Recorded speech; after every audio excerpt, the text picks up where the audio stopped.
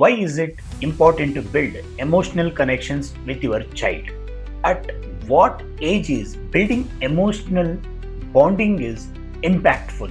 How can you effectively build emotional connections? What biological or emotional changes occur around age 3? Why might we reflect on Mahabharata's Abhimanyu as an example?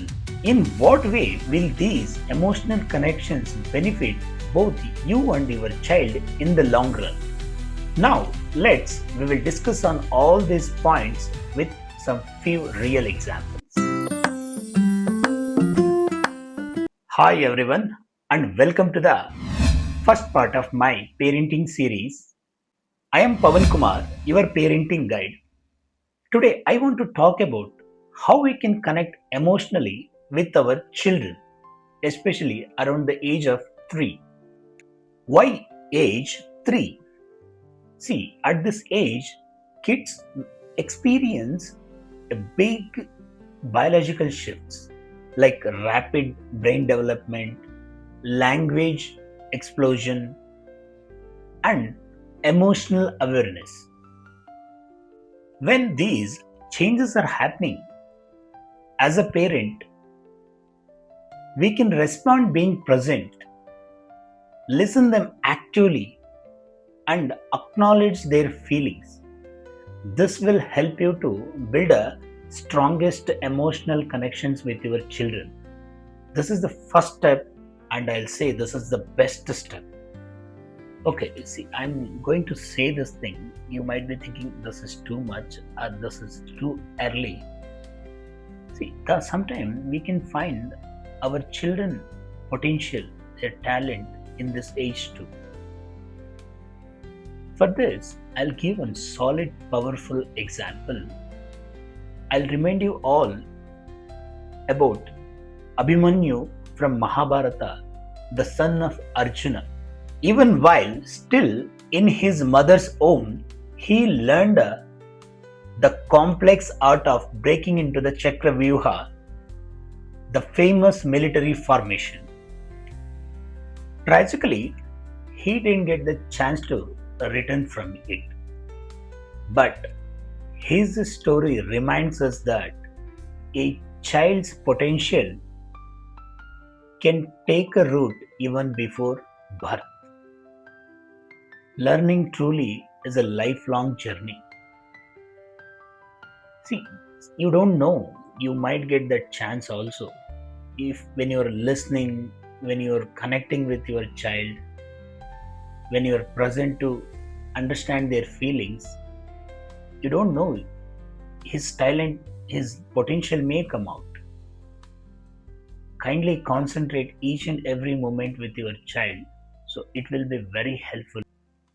As a parents, we often discover our children's talent in those early years, sometimes in a surprising ways. For example, many parents notice a child's attachment for music. Perhaps they hum a tune early on, or a natural curiosity for shapes or patterns.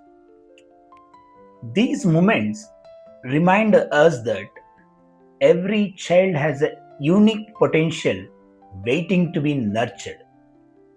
And being present, observant, we can help them flourish in their own special way. This is the one example of music. You might find different unique talent with your child. What I say, be with them, support them, observe them. Definitely your child will achieve something different, very unique way. So, biologically, boys and girls can show a different growth pattern. For instance, in early years, girls often develop language skills a bit earlier, while boys, they might develop gross motor skills like running, climbing a bit sooner.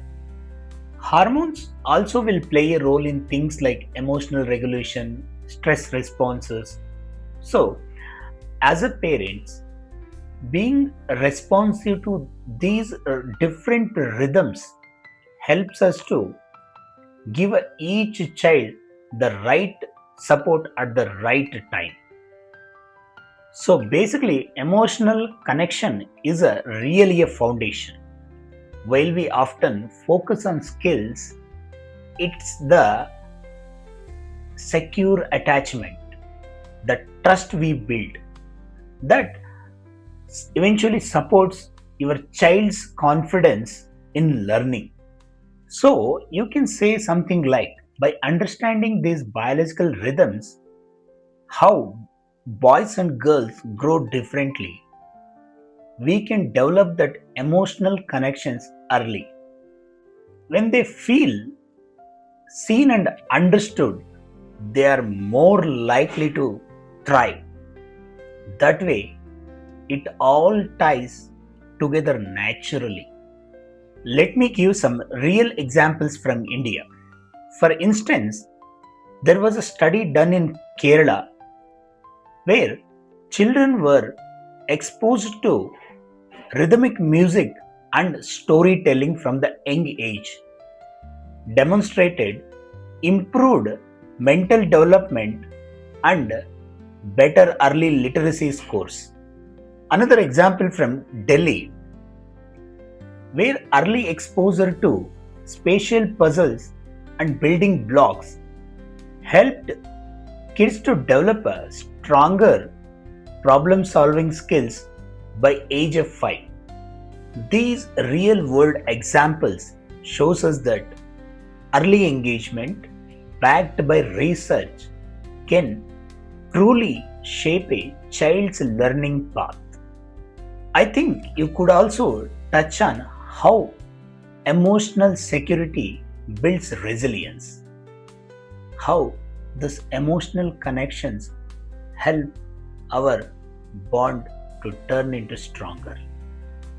For example, when kids feel emotionally safe, they are more willing to explore, fail, and try again.